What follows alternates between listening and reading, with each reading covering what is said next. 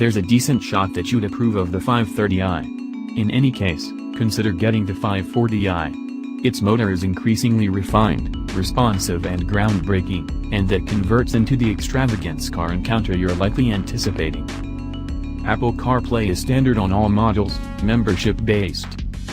Some once in the past discretionary propelled security highlights are standard.